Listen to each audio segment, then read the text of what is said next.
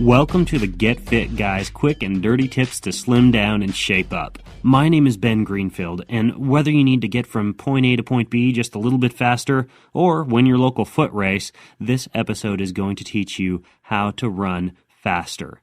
In the episode How to Start Running, I taught you how to get started down the road to running and important technique tips if you're just starting out. If you've been incorporating the advice you learned in that episode, you may want to take your running to the next level. And this episode will give you 6 quick and dirty tips to run faster and run longer without getting tired. Quick and dirty tip number 1 for running faster: lose weight.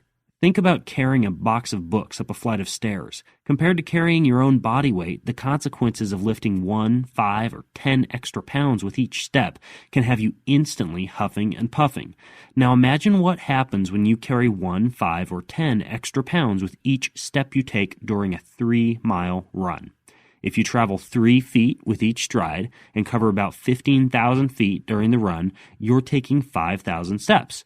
If you lift your body 2 inches off the ground each time you step, that's 10,000 inches, which means that if you're just 5 pounds overweight, you had to generate over 4,000 foot-pounds of extra force to get you through that 3-mile run. So if you're going out and hammering every run workout, but not focusing on proper timing and content of your nutrition to achieve weight loss, you're overworking your body during your runs.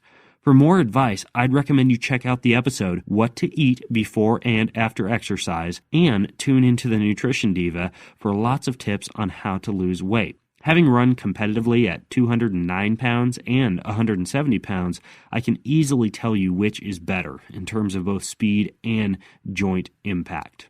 Quick and dirty tip number 2 for running faster: increase your cadence.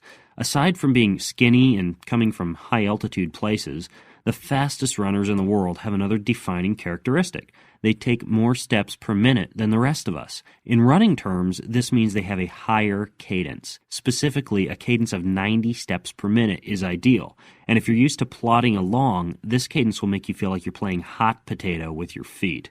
Next time you're running, count the number of steps you take in 20 seconds with either your right or your left foot. Now, multiply that number by 3. That number is your cadence. If you can take 30 steps in 20 seconds, then you're on the right track to minimizing ground contact time and running faster. Quick and dirty tip number 3 for running faster: use a treadmill. Because that belt keeps moving underneath you no matter what you do, a treadmill is a great teacher for keeping your cadence up and keeping you moving forward. In the same way that there are no obstacles when you're riding an indoor bicycle, there are also fewer obstacles when you're on the treadmill, such as stoplights or street crossings. So you can really focus more on the proper running form I discussed in the episode How to Start Running. During your training, try to include tempo runs on a treadmill in which you set the treadmill at a slightly faster speed than you're comfortable with and allow your legs to experience a more rapid leg turnover. This trains the nerves and muscles in your legs to move faster. Quick and dirty tip number 4 for running faster: run hills. The best running coaches in the world know the deep, dark, and dirty secret of runners: hill training. The beauty of hills is that they allow you to achieve high intensities without the same amount of joint impact and pounding you'd experience if you did a similar workout on flat ground. So by using hills regularly in your training, you both reduce your risk of injury and increase your intensity. For your long runs, attempt to regularly include courses that contain hills, and at least once every 2 weeks, attempt to include a hill sprint workout in which you run up a steep hill at maximum sustainable pace for 30 to 60 seconds. Quick and dirty tip number 5 for running faster: plyometrics. Plyometrics are explosive exercises like bounding, hopping, and skipping. The benefit of these exercises is that they teach the elastic muscles of your legs and feet to quickly absorb your body weight and rebound from the ground. As a result, you minimize your ground contact time and maximize the distance you travel with each step. Even if you improve by just milliseconds per step, over thousands of steps, that millisecond can be a huge speed boost. To avoid injury, plyometrics should not be a daily part of your routine, and just once a week can provide enormous benefits. Good plyometric exercises include hopping with one foot or both feet onto a raised surface like a step bench, performing explosive jumps from a lunge or squat position, or standing under a basketball hoop and repetitively tossing a ball against the backboard while jumping to retrieve it. For a video of one of my favorite plyometric exercises, visit the show notes to this episode, and you'll be able to see me performing jumps onto a box. Quick and dirty tip number 6 for running faster: consistency. The best way to become a faster runner is to ensure that your running routine is not constantly interrupted with sickness, vacation time, injuries, or business.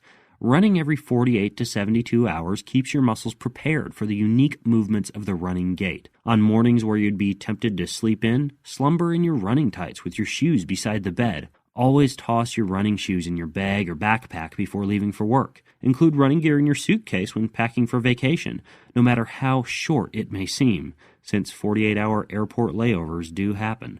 And remind yourself on those super busy days that when it comes to consistency, even a short 15 to 20-minute jaunt is better than nothing at all. By losing weight, increasing your cadence, using a treadmill, running hills, performing plyometrics, and incorporating consistency, you'll be able to take your running to an entirely new level. And of course, if you need to get somebody's computer running faster, then remember the podcast edition of this tip was sponsored by GoToAssist. You save money and provide faster technical support to clients and friends when you use GoToAssist. Visit gotoassist.com/techpodcast and sign up for a free 30-day trial. While you're at it, go to facebook.com and follow the Get Fit Guy, where we're having tons of discussions and Q&As. You'll also want to check out the Get Fit Guy on Twitter at twitter.com/getfitguy. If you haven't yet signed up for the free newsletter jam-packed with videos and advice that doesn't come out on this podcast, you'll definitely want to do that over at quickanddirtytips.com. Finally, hop over to iTunes and leave the show a ranking or a rating. It really helps improve the quality of the show when we see what you have to say. Next week, I'll be teaching you how to exercise and stay fit even when you have low back pain, and how to avoid getting low back pain in the first place. Until then, this is the Get Fit Guy asking you, what are you waiting for? Go get fit.